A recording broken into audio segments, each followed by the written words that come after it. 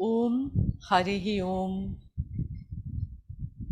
So we had that workshop on Sadhya and Sadhana, and the first part was about Sadhya.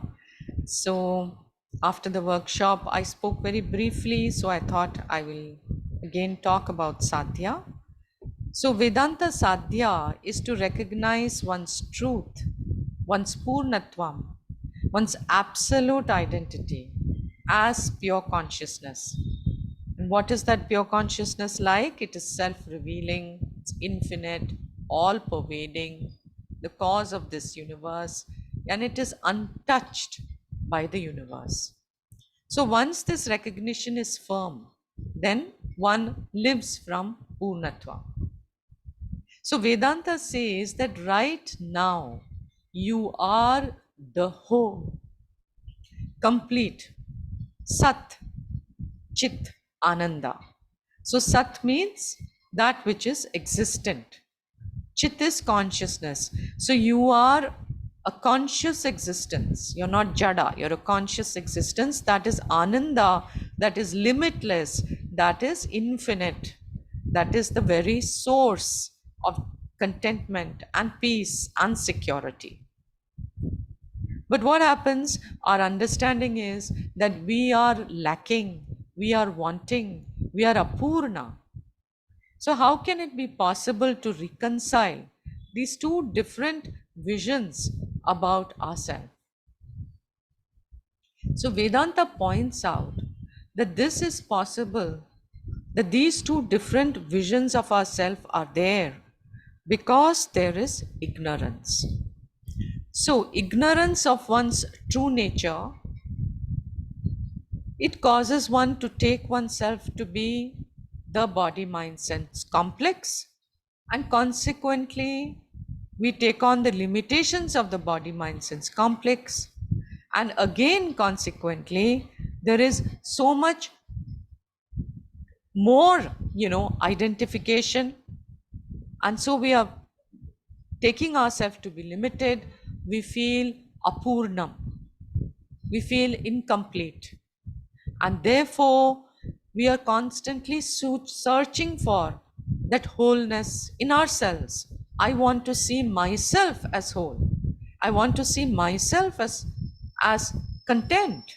I want to see myself satisfied. I want to see myself as secure. And not knowing, you know, where it is, I search all the time for that Purnatvam, that wholeness in terms of contentment and peace and security. I search for it through all that is Apurna. I search for it in people, in things, in situations.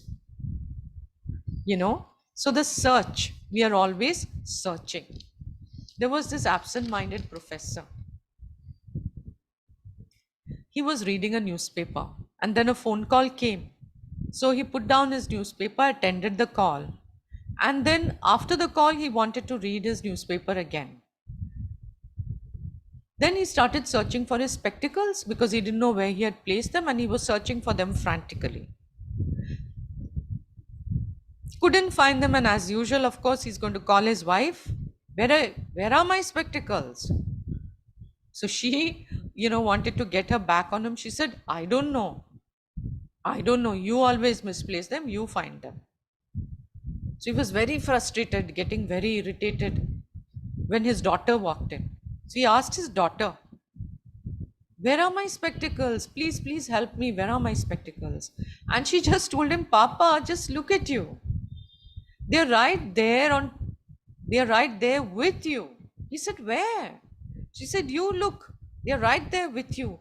And then he realized that when that phone call had come, he had put up his spectacles like that. And so just look at the irony of it. The spectacles were with him all the time. But because he didn't know, he was searching for it. In the same way, Shastra is pointing out that you are that wholeness that you are seeking. You are everything that you seek. You seek contentment, you seek peace, you seek security, you are all of that. But because of ignorance, not knowing that, that that is what you are. You take yourself, then you superimpose something else on top of yourself and say that is me. You superimpose the body mind sense complex, which is the closest, the most intimate, and you superimpose that and think that is you. And then naturally the limitations of that also you take upon yourself, and you feel apurna. So the only reason that we are away from our own nature of purnatvam, from our own contentment, peace, and security, the only reason is ignorance. And of course, once there is ignorance, there is the consequent identification with the body, mind, sense complex. And then, consequent to that, there is identification with all the roles that one takes on. And naturally, there is identification with the limitations of the body, mind, sense complex and also the rules. So, then what can be the sadhana? The sadhana in Vedanta or in anything, the sadhana means it is the means to achieve the sadhya. And naturally, the sadhana will be dependent on the sadhya. If the sadhya, the purpose, the goal, if what you want is something which is yet to be achieved, then there is something to be done. You're going to have to do some action to achieve that sadhya, right? For example, if I want to eat pizza, I'll have to take the action of either making the pizza or going on to my mobile and ordering the pizza online, or going to a shop and buying the pizza and then take the further action of eating the pizza. But in Vedanta, we saw that the sadhya, the goal, is something which is already achieved.